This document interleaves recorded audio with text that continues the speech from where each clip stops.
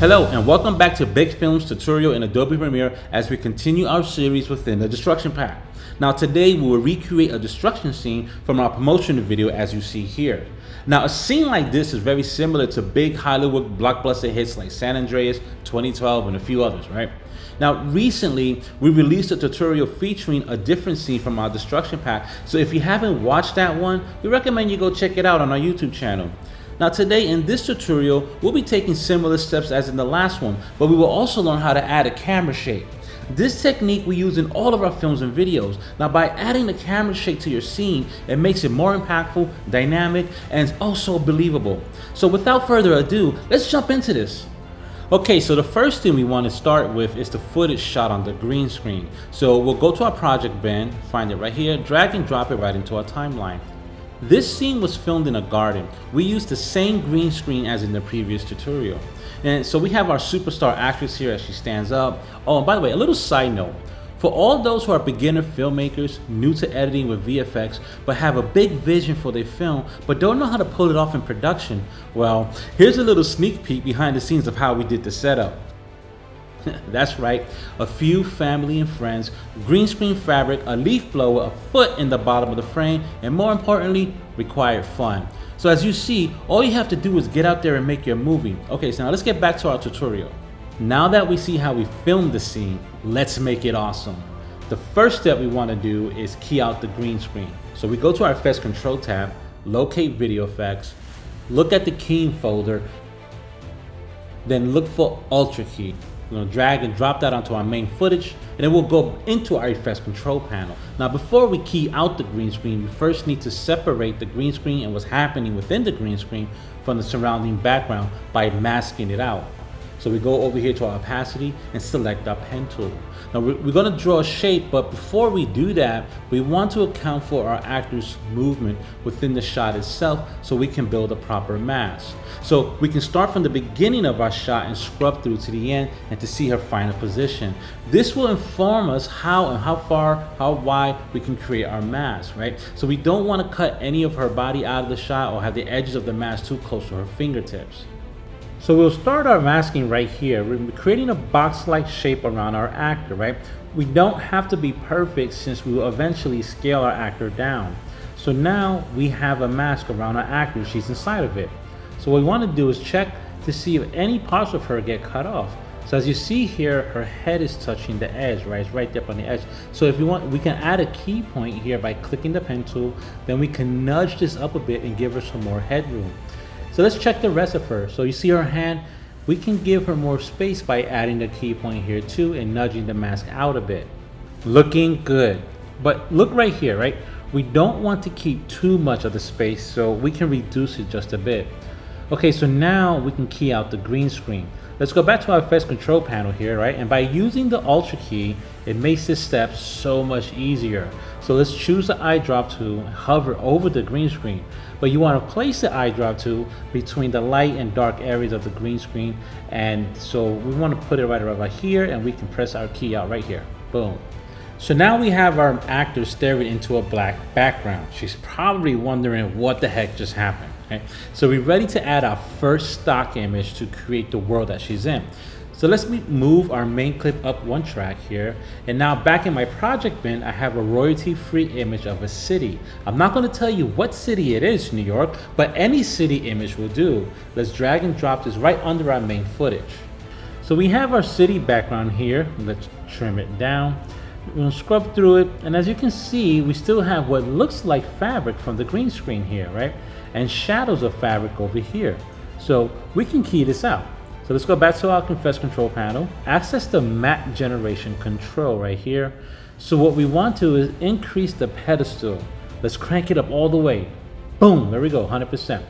That's actually looking great, but you can see most of the green fabric and shadows are gone. But if you look over here, we still sort of have a thin layer of shadow. This is because of the leaf blower itself blasting air at the green screen and making it move and creating shadows. So now here's a good challenge for us here, right? You see this thin line? Premiere doesn't see it as a thin line. This is why when playing with the shadow settings or changing its value doesn't help. It thinks that the thin line belongs to the character. So one way to help is to go to the matte cleanup in the effects control panel and let's look for the choke. By increasing the choke tolerance, it crushes the artifacts that might be lingering around the shape, or in this case, our character. The more you increase, the more it removes. See, now this is looking really good and it's working great for us.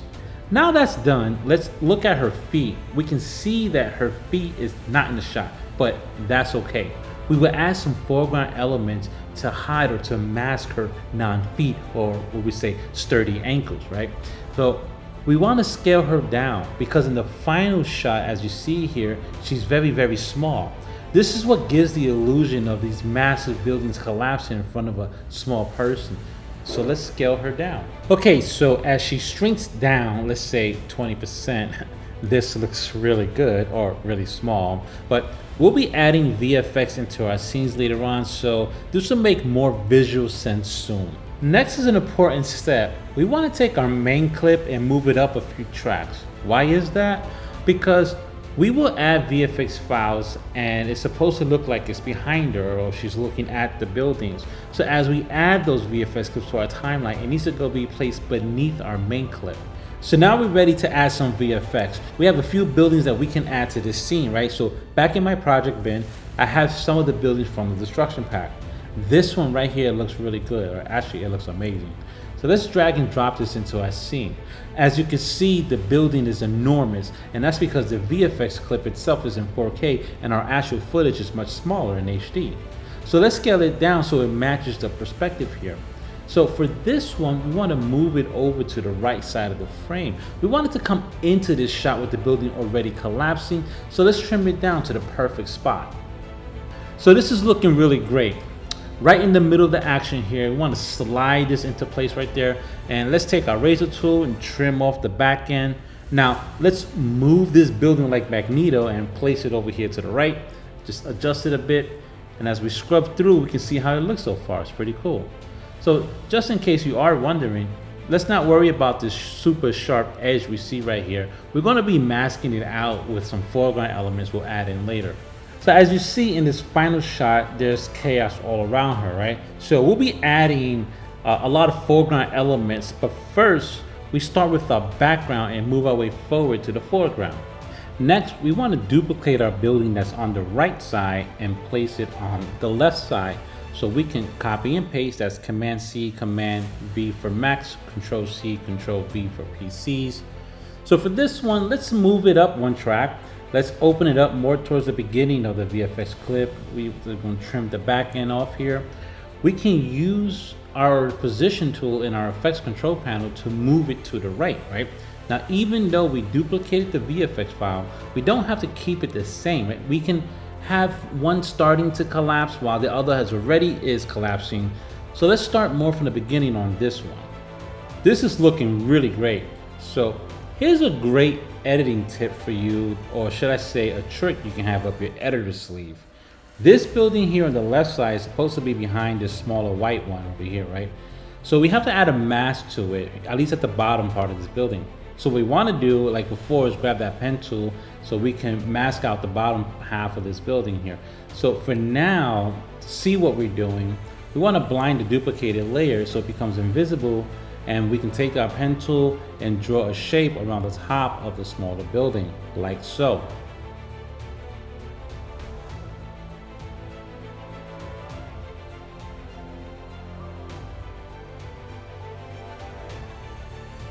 So if we now reveal the building, for now it only keeps what's inside the mask. There's an easy way to fix it, right? So we have to invert the mask. So here we can click invert, and now it keeps everything that's outside the mask. Now suddenly the smaller building looks like it's in the foreground and the bigger collapsing building is in the background. This gives us the illusion of perspective, and that's what we want. So before we move on to adding more amazing buildings from our destruction pack, let's color correct these two buildings. They're looking way too blue compared to the surrounding buildings from our background image. So let's go back to the effects tab, look for the color correction, and grab the tint effect. We're going to drag it onto our first building. So right now our building is more black and white, as you can see here. So let's adjust the values of the tint. We want to crank it down. And so the idea here is to try to match the other buildings you see in the frame. So let's set it to about 40%. That's looking good there. Now for the other building, let's copy and paste the tint effect we just did. So we'll copy here and we're gonna paste it right into here, and then boom, nice and easy. Now it has the same tint as this collapsing neighbor building. Now we want to add the main buildings that are collapsing in front of her. So let's go back to our project bin. Let's look at this one here. This is one of our favorites, right? Two buildings collapsing into each other. This VFX is inspired by the great disaster movies like San Andreas, 2012, and now you have this Hollywood quality effect in the palm of your hands. Well, more like inside your computer. Let's drag and drop this into our timeline. We want to scale it down, right? Just get it to the right size. And like before, let's start the action in the middle of the shot where the building is already collapsing. So we want to slide this to the top of the shot. And as you can see how this is coming together really nicely, right? So let's grab our razor tool here. We're gonna cut off the back end. And since we already copied the tint from our previous VFX clips, we can paste it right here.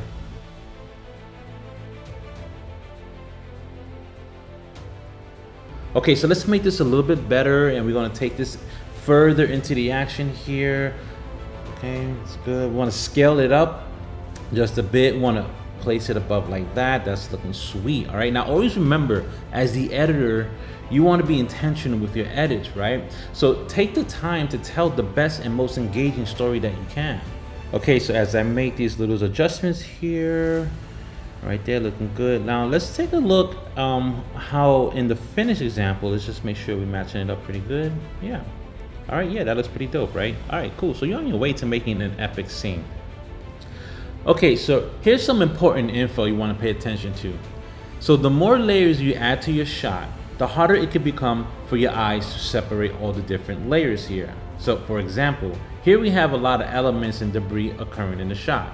You want to try to separate your layers from one another.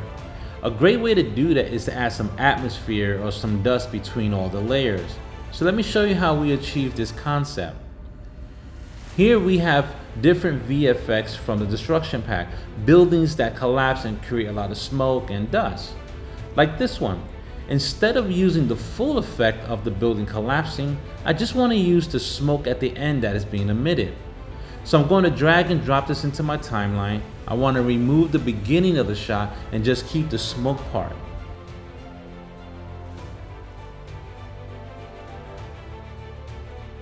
Now what I want to do is place this in between the two main buildings and the ones behind it. So I'll move this clip up one track. We're going to slide the smoke beneath it on the lower track. And as you can see, when we place the smoke between them, it's already making separation of the two buildings and the one behind it. So right now it's way too opaque, right? We can't see much of what's happening behind the smoke, but guess what? We can easily fix that. Let's go. Come on, BIGFILMS, let's do this. So we can click on the file and go to the effects control panel, and let's change the opacity down to about 40%. So now we really can see the separation of the buildings, right? And it's looking really awesome. Okay, so you might have noticed our character is floating in the air the entire time. And we know she's not wearing Air Nikes because we can't afford that. So we want to add some foreground elements to give her a surface or mask that she floats to. So let's get to it. Okay, so what we're going to do is take our house explosion like this one, right? Looks good. And what I like about this one is at the end of the shot, you have all this debris and smoke that we can use for this. So what we want to do is place it between the floating character and the buildings behind her, right?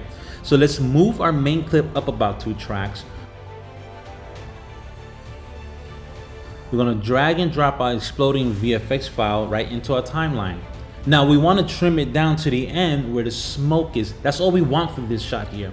But clearly as we do that, you can see that the clip is too short. So we want to freeze the frame by adding a frame hold. To do that, make sure the clip is highlighted, right click, and you'll see add frame hold. and want to click on that. Now you'll see it separates the file into two halves, and at the end part is frozen, and the beginning we can delete that, right? So now we can move it into place, drag it out as it remains frozen like a PNG file. So let's go to our effects tab. Then we look for the color correction, right? We open it up and scroll down to the tint, and we're going to grab the tint effect and drop it over into our frozen image. Now in our effects control panel, we can make sure that it's fully black and white. So now as we scrub through the shot, what's great is she's already standing on something. Aren't we quite the illusionists? But here we still have an empty spot, so we want to fill it in with more debris. So let's go to our project bin and we'll look at our debris choices, which we have plenty and many, right? But this one here, number 7, looks great. It's big rocks falling to the ground. It's kind of like what we need here. So we want to drag it into our timeline. Now check this out. As I scrub through the clip here on the back end, you can see there's nothing on the screen. That's because since our VFX file is in 4K and our actual timeline setting is set to 1920 by 1080 HD, in this case, our VFX file is way too big to fit in our viewfinder. So we just need to scale it down just a bit. All right, so we want to add a frame hold here, and we know how to do that. So we're going to right click, add frame hold, and it splits it into two. Now we can delete the front part of it, and we're going to slide this into place here, right into our shot, and we're going to stretch it all the way to the beginning out here, right? It's awesome. So same as before, we want to add a tint effect to it. So we just can paste it right into the effect control panel here and apply it to our layer where we just did the frame hold at. So let's make sure the tint is cranked up to 100% because here we want it to look great like concrete. Nice. That's looking good. So now let's get to our position here, right? Let's reposition our debris about right over here. Okay, that's looking good. Okay, well, let's click on this file here and let's adjust the left side of the debris just a little bit. We'll place it a little bit down and that's looking nice. So just like that, we have the end shot here, right? So we have our scene here where everything just collapses, looking good. And as we scrub through the scene, it's looking really great. Great animation going on, but we can make it look more epic, right? In blockbuster movies that we love, the camera shakes a lot, especially in these type of scenes. Imagine 4 buildings collapsing around you. The camera will shake because the ground will be trembling and shaking. A lot of people running, and you might have just left your camera behind, right? So we don't know what kind of filmmaker you are, but anyway, let's add some camera shake into this shot to make it more believable, more epic. Just take it to the next level. Emulating the ground shaking in post means you want to film your scene with your camera locked on a tripod. We recommend this.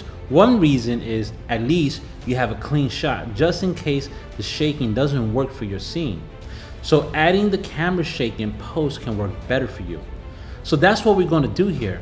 Now, since we have multiple layers and it'll be very tedious to add the shake or camera shake to all the layers, the best way to do it is by adding an adjustment layer above all your layers in your timeline, just like here, right? So we want to right click in our project bin, find new item, and we can choose the adjustment layer. Click on it. Premiere automatically sets the aspect ratio of your project composition. So you press OK. And now let's take the adjustment layer and drag it into timeline and put it above all your shots in your timeline, right? We just trim this down a bit.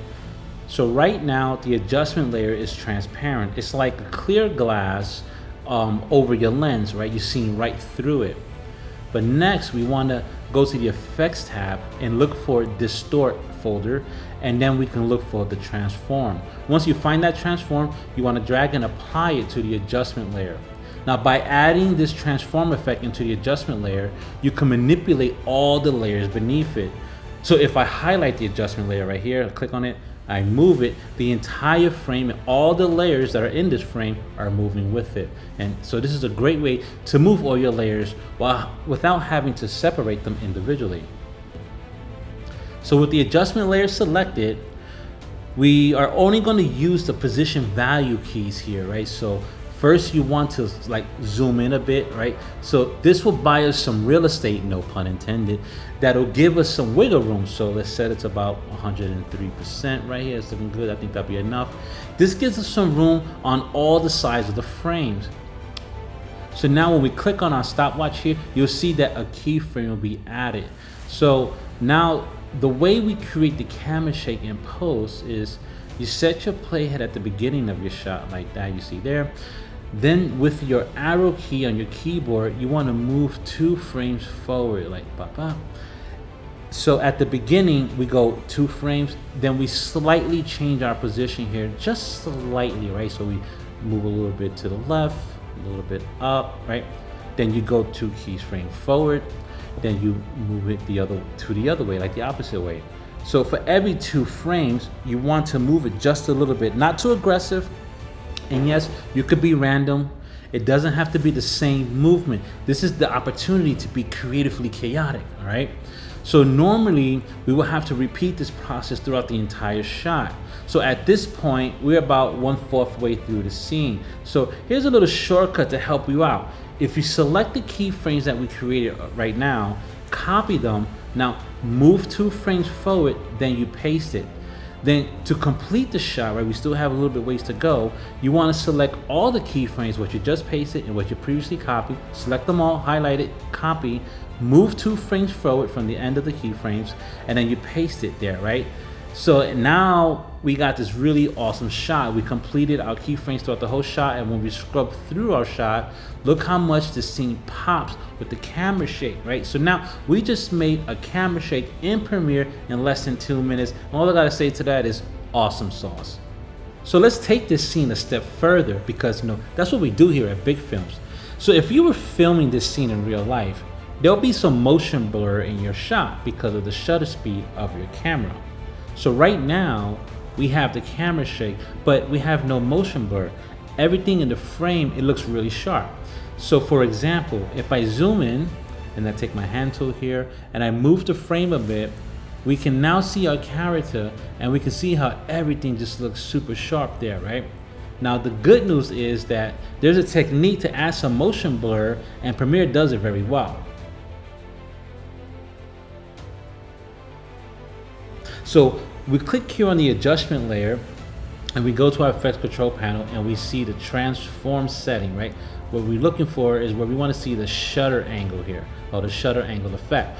Now, right now it's set to 0. This means you have no shutter angle in your camera. But we want to crank it up to 180, right? So this is the standard in most cameras. So once you set it, it automatically applies the motion blur to your scene, which is pretty freaking awesome, right? Premiere calculates the motion blur between the frames and we get this epic shot. It's more realistic and crazy, So now as we look at the final result, we can see how it all ties together. So my advice is you always want to add some motion blur when you're creating the camera shake. That makes it more believable and you're pretty much emulating reality. So here we go, guys. This is our final scene right here, and we kind of achieved what we did in the promo video. So we hope that you like that, and this is easier to kind of follow along. Now, just keep in mind, as you're editing out there, you're shooting your movies, or you're getting these nice, really awesome shots, and you want to build these type of effects into your film, just take the time that you need. Give yourself the time that you need to really pay attention to the details. As you're editing, you always want to kind of build out from the background always to the foreground. You want to use different elements to sort of separate layers, add some texture to it, like smoke or dust and stuff like that. And when you're doing the camera shake, you want to make sure that you film your scene on a tripod, and you're going to add the camera shake in post. So this way we can just add a more of a dynamic feel to your scene, a more professional quality, polished scene here in your movie. All right, guys, so we really hope you enjoyed this tutorial. Stay tuned for the next ones that are coming out. We have a new VFX pack coming out really soon, guys, and always remember, you are what you write, you are what you shoot, and you are what you edit. So with that said, go out there and make big films.